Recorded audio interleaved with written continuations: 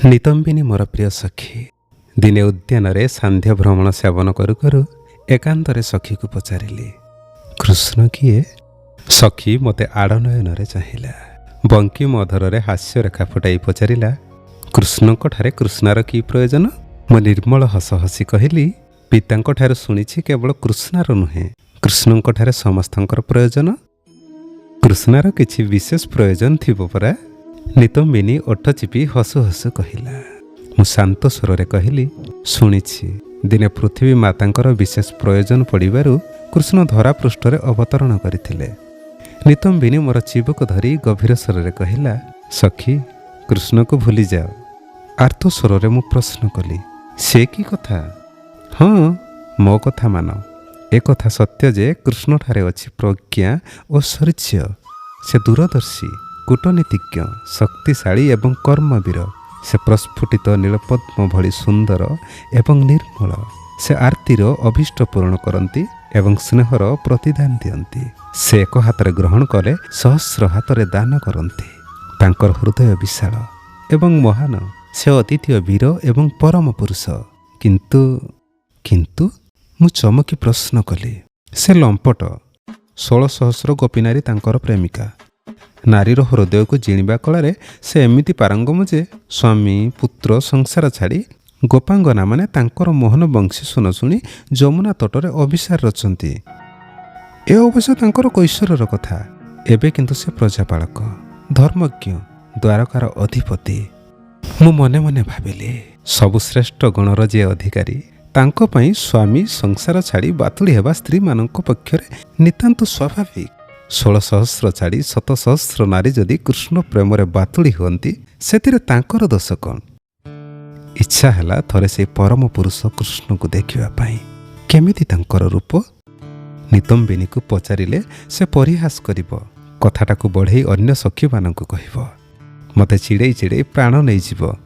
କଥାଟାକୁ ସିଧାସଳଖ ନ ପଚାରି ପ୍ରଶ୍ନ କଲି, କୃଷ୍ଣଙ୍କର ବଂଶାନୁଚରିତ ଜାଣ? ନିତମ୍ବିନୀ ହସିଲା, କହିଲା, ବଂଶ ଦେଖନ୍ତି ପିତାମାତା, କନ୍ୟା ଖୋଜେ ରୂପ। କୃଷ୍ଣଙ୍କ ରୂପ ବର୍ଣ୍ଣନା ଶୁଣିଲେ ତମେ ମୂର୍ଚ୍ଛା ଯିବ। ଚେତନା ପାଇବା ମାତ୍ରେ କହିବ, କୃଷ୍ଣ ବିନା ଏ ଜୀବନ ବୃଥା। ସଙ୍ଗେ ସଙ୍ଗେ କୃଷ୍ଣକୁ ଆଣିଦେ, ନଚେତ ଏ ଦେହ ଧରିବି ନାହିଁ। ତାପରେ ମୁଁ କ'ଣ କରିବି? ସେ ସ୍ୱପ୍ନାବିଷ୍ଟ ହୋଇ କୃଷ୍ଣଙ୍କ ରୂପର କଳ୍ପନାରେ ହଜି ଯାଉଥାଏ। କଳ୍ପନା ହିଁ ତ ମୋ ବୟସର ସହଚରୀ। ଏ ବୟସରେ କିଏ କେତେ କଳ୍ପନା ନ କରେ, କଳ୍ପନାରେ କିଏ କେତେ ସୁଖ ନ ପାଏ। କିନ୍ତୁ ସମସ୍ତଙ୍କର ସବୁ କଳ୍ପନା ସତ ହୁଏ ନାହିଁ। କଳ୍ପନା ସର୍ବଦା ସତ୍ୟ ହୁଏ ନାହିଁ ବୋଲି କିଏ ବା କଳ୍ପନାକୁ ବାଦ ଦେଇ ବଞ୍ଚିପାରେ? କୃଷ୍ଣଙ୍କ କଳ୍ପନାରେ ମୁଁ ହଜିଗଲି। କୃଷ୍ଣ ତମାଳ ଲତାକୁଞ୍ଜ ତଳେ ଆମେ ଦୁଇ ସଖୀ ବସିଥାଉ। ନୀଳ ଆକାଶର ରଙ୍ଗ ଅସ୍ତ ସୂର୍ଯ୍ୟର ସ୍ପର୍ଶରେ ରଞ୍ଜିତ ହୋଇ ମୋ ପାଦର ଅଳତା ଧାରରେ ପ୍ରତିଫଳିତ ହେଉଥାଏ। ସ୍ୱଚ୍ଛ ସଳିଳ ଉଦ୍ୟାନ ସରସୀର ଢଳ ଢଳ ନୀଳକଇଁ ଧୀରେ ଧୀରେ ପାଖୁଡ଼ା ମେଲୁଥାଏ। ଅଭିସାରିକାର ଭୀରୁ ପଦପାତ ପରି ନିଃଶବ୍ଦ ଶଙ୍କିତ ଭଙ୍ଗୀରେ ଚନ୍ଦ୍ରିକା ଖୋଜି ଗୋଟି ଗୋଟି ପାଖୁଡ଼ା ତାର ମୁକୁଳିତ ହେଉଥାଏ। ସନ୍ଧ୍ୟା ଆକାଶରେ ନୀଳମେଘ କେତେ ଖଣ୍ଡ ଚନ୍ଦ୍ରିକାର ପଥରୋଧ କରି ନୀଳକଇଁ ସଙ୍ଗେ କୌତୁକ ଆମୋଦ ଲଗାଇଥାନ୍ତି। ଏଣେ ଆକାଶର ନୀଳମେଘକୁ ଦେଖି ମୋର ପୋଷା ମୟୂର ଦୁଇଟି ପୁଚ୍ଛ ମେଲି ନାଚିବାର ଉପକ୍ରମ କରୁଥାନ୍ତି। ନିତମ୍ବିନୀ କୃଷ୍ଣଙ୍କର ରୂପ ବର୍ଣ୍ଣନା କରୁଥାଏ। ମୟୂର ଚନ୍ଦ୍ରିକାର ତାଳେ ତାଳେ ମୋ ହୃଦୟ ବି କେଜାଣି କାହିଁକି ନାଚି ଉଠୁଥାଏ। ମୁଁ ଭାବୁଥାଏ, କୃଷ୍ଣ କେମିତି? ହୁଏତ ନୀଳ ତମାଳ ପରି କିମ୍ବା ନୀଳ ମେଘ ପରି ତାଙ୍କ ଦେହର ବର୍ଣ୍ଣ, ନୀଳ କଇଁ ପରି ନିର୍ମଳ କୋମଳ ତାର ଚକ୍ଷୁର ଦୃଷ୍ଟି, ମୟୂର ଚନ୍ଦ୍ରିକାର ଉଜ୍ଜଳ ନୀଳ ରଙ୍ଗ ପରି ତାଙ୍କ କେଶର ରଙ୍ଗ, ଆଉ ତାଙ୍କର ଅଧର ଅଗସ୍ତ୍ୟ ଫୁଲ ପରି ବଙ୍କିମ ସୁନ୍ଦର, ପଦ୍ମକୋରକ ଭଳି ହସ୍ତପଦ, ନୀଳ ଆକାଶ ପରି ଉଦାର ପ୍ରଶସ୍ତ ବକ୍ଷ, ବସନ୍ତର କୁହୁତାନ ଭଳି ମନ୍ଦ୍ର ମଧୁର ତାଙ୍କର କଣ୍ଠସ୍ୱର, ହେନା ଫୁଲର ସୁରଭି ଭଳି ତାଙ୍କ ଦେହର ଗନ୍ଧ, ଆଉ ଚମ୍ପା ତରୁ ଭଳି ଶ୍ୟାମଳ କୋମଳ ଶକ୍ତ ଆଉ ଦୀର୍ଘ ତାଙ୍କର ଶରୀର। ସମ୍ମୋହିତ ହେଲା ଭଳି ମୁଁ ଶୁଣୁଥାଏ ନିତମ୍ବିନୀର ବର୍ଣ୍ଣନା ଚାତୁରୀ ଭିତରେ କୃଷ୍ଣଙ୍କର ରୂପ ଶୋଭାର କଥା। ନିତମ୍ବିନୀ ମୋତେ ତିର୍ଯକ ଦୃଷ୍ଟିରେ କଟାକ୍ଷ ହାଣି ଅଳ୍ପ ଛେପ ଢୁକି କହିଲା, ପୁଣି ମଧୁପାନ ପରି କୃଷ୍ଣଙ୍କର ବାହୁବନ୍ଧନର ଅନୁଭବ ଆଉ କୃଷ୍ଣ ପ୍ରେମର ମାଦକତା। ନିଶାଗ୍ରସ୍ତ ଭଳି ମୁଁ ଢଳି ପଡ଼ୁଥାଏ ନିତମ୍ବିନୀର ଆଶ୍ରୟ ଭିତରେ। ସମଗ୍ର ଶରୀର ଥର ଥର କମ୍ପି ଉଠୁଥାଏ। ହୃଦୟ ସ୍ପନ୍ଦିତ ହେଉଥାଏ ବିଚିତ୍ର ଆବେଗର ଛନ୍ଦରେ। ଏ ଅନୁଭବ ଆଗରୁ ତ କେବେ ହେଇନି। କ'ଣ ଏହାର ଅର୍ଥ? ଏପରି କାହିଁକି ହୁଏ? ଶୁଣିଲି ନିତମ୍ବିନୀ କାନ ପାଖରେ କହୁଛି, କୃଷ୍ଣ ପ୍ରେମ ଇଏ ତାରି ଲକ୍ଷଣ। ହେ ପ୍ରଭୁ, ମୁଁ ଏବେ କ'ଣ କରିବି? ଲତାକୁଞ୍ଜ ତଳେ ସେ ମୋତେ ଶୋଇଦେଲା। ପୁଷ୍କରଣୀ ଭିତରୁ ଓହ୍ଲେଇ ଗଲା ଜଳ ଆଣି ମୋତେ ସାଷ୍ଟାମ କରିବା ପାଇଁ। ମୁଁ ଚେତନା ହରାଇ ନଥାଏ, ସବୁକିଛି ବୁଝିପାରୁଥାଏ, କିନ୍ତୁ ଗୋଟେ ସ୍ୱପ୍ନର ପୃଥିବୀରେ ମୁଁ ବିଚରଣ କରୁଥାଏ। ଯୁଆଡ଼େ ଚାହୁଁଥାଏ ଖାଲି ନୀଳ ନୀଳ ନୀଳ କୃଷ୍ଣ ନୀଳ। ସାରା ବିଶ୍ୱ କୃଷ୍ଣମୟ, ପ୍ରେମମୟ, ମଧୁମୟ। ମୁଁ ଦେଖୁଥାଏ ଏ ବିଶ୍ୱମୟ କୃଷ୍ଣ, କୃଷ୍ଣମୟ ବିଶ୍ୱ। ସଖୀ ନିତମ୍ବିନୀ ମୋ ମୁହଁରେ ଜଳସିଞ୍ଚନ କରିବା ପୂର୍ବରୁ ନୀଳମେଘରୁ କେତେ ବିନ୍ଦୁ ଜଳ ମୋ ମୁହଁ ଉପରେ ଝରି ପଡ଼ିଲା। ମୋର କମ୍ପିତ ଶରୀର ଉପରେ ଟୁପ୍ ଟୁପ୍ ଝରୁଥାଏ ଗୋଟିଏ ଗୋଟିଏ କୃଷ୍ଣ ତମାଳ ଫୁଲ। ମୋତେ ଅଧିକରୁ ଅଧିକ ରୋମାଞ୍ଚିତ କରୁଥାଏ। ମୋର ପୋଷା ମୟୂର ମୋ ମୁହଁ ଚାରିପଟେ ପୁଚ୍ଛ ହଲେଇ ପଙ୍ଖା କରୁଥାଏ। ମୁଁ ଧୀରେ ଧୀରେ ପ୍ରକୃତିସ୍ଥ ହୋଇ ଲଜ୍ଜାରେ ଝାଉଳି ପଡ଼ୁଥାଏ। ଛି, ସଖୀ ନିତମ୍ବିନୀ କ'ଣ ଭାବୁଥିବ? ସଖୀ ଜଳ ଆଞ୍ଜୁଳାଇ ଧରି ମୋ ପାଖରେ ପହଞ୍ଚିବା ପୂର୍ବରୁ ମୁଁ ଲାଜରେ ଆଖି ବୁଜି ପଡ଼ି ରହିଲି। କିନ୍ତୁ ଜଳ ଆଞ୍ଜୁଳାକ ସଙ୍ଗରେ ଦୁଇଟି ସଦ୍ୟ ଫୁଟନ୍ତି ନୀଳକଇଁ ଯେ ସେ ତୋଳି ଆଣିଛି, ସେ କଥା ମୁଁ ଲକ୍ଷ୍ୟ କରିଥାଏ। ହାୟ, ଫୁଲ ଦୁଇଟି ତୋଳିଲା କାହିଁକି ନିତମ୍ବିନୀ? ଚନ୍ଦ୍ରିକାର ମଧୁପାନ କରି ରାତିସାରା ନୀଳକଇଁ ହସିଥାନ୍ତା।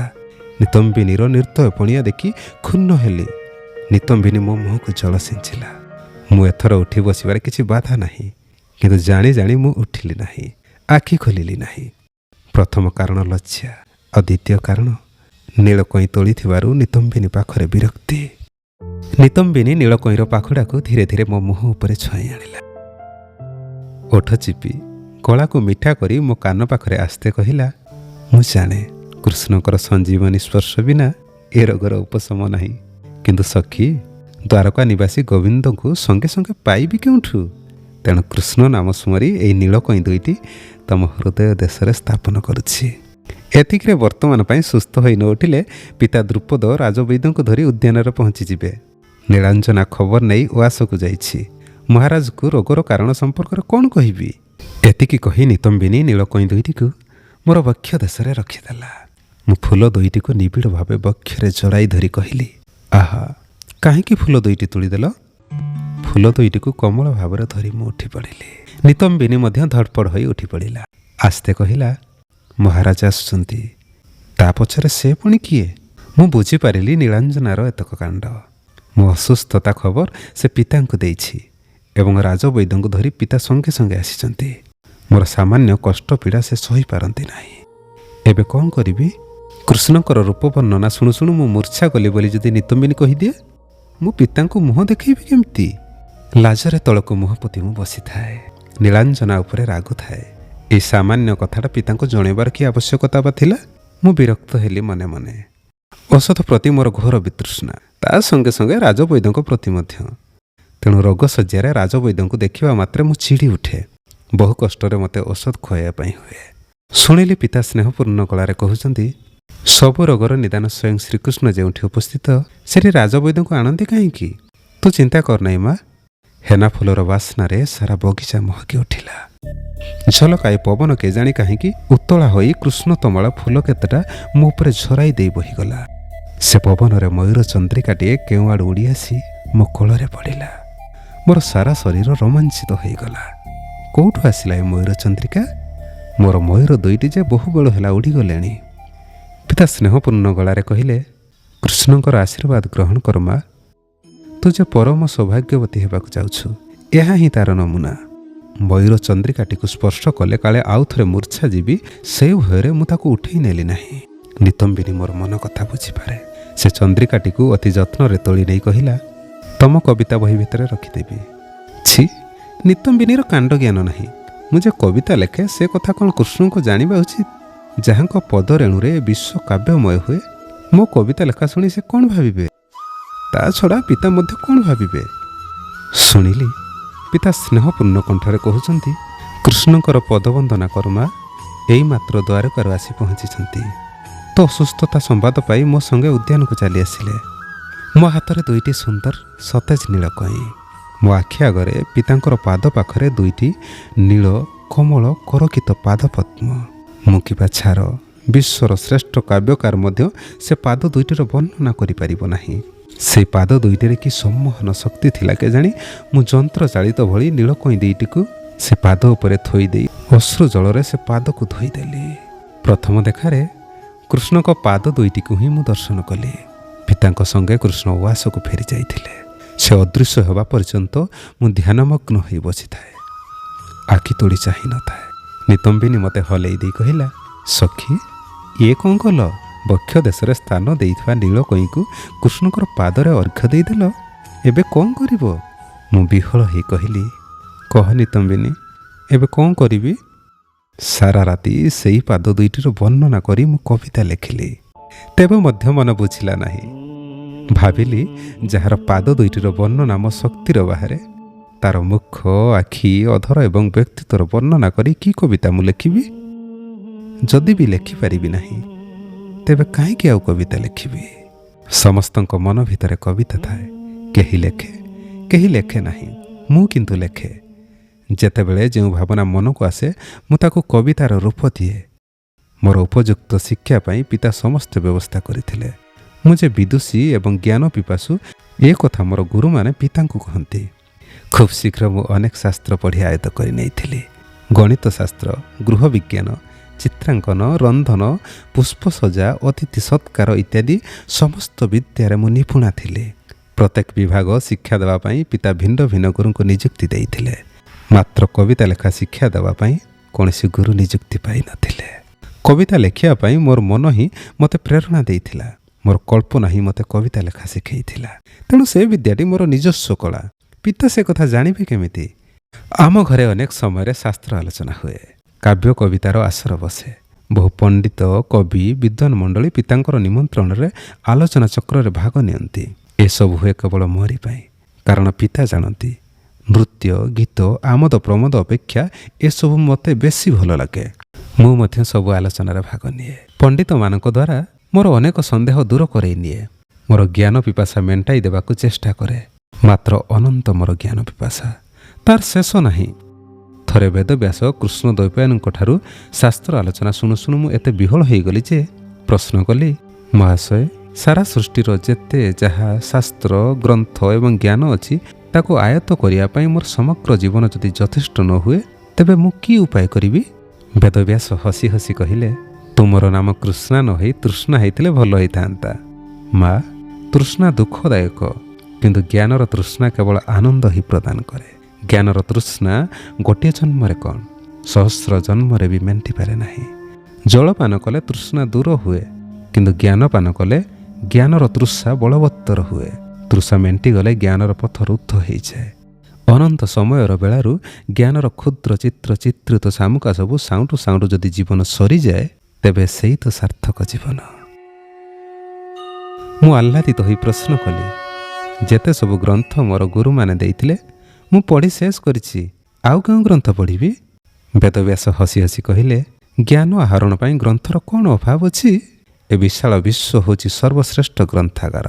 ବିଶ୍ୱମୟଙ୍କର ସମସ୍ତ ସର୍ଜନା, କୀଟାଣୁ ଭୂତାଣୁ ଠାରୁ ଆରମ୍ଭ କରି ଗ୍ରହ ନକ୍ଷତ୍ର ସମସ୍ତେ ହେଉଛନ୍ତି ସେ ଗ୍ରନ୍ଥାଗାରର ଏକ ଏକ ମହାନ ଗ୍ରନ୍ଥ।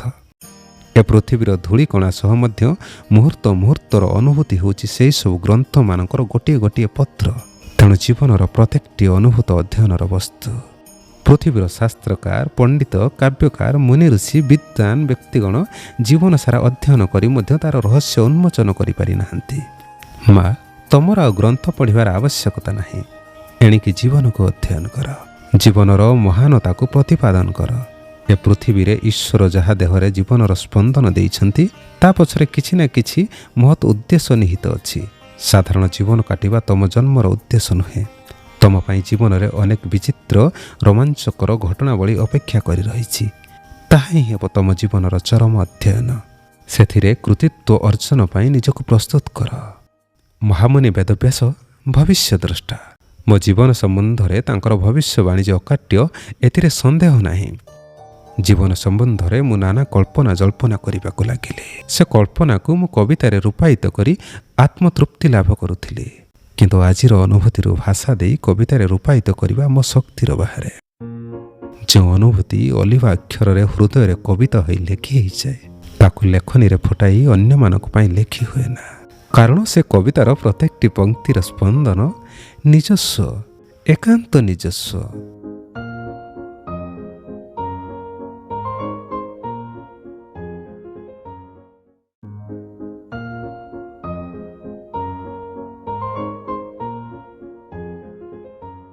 ଆଜିର ଅଧ୍ୟାୟଟି କିପରି ଲାଗିଲା ନିଶ୍ଚିତ ମତାମତଟିଏ ଦେବେ। ଧନ୍ୟବାଦ।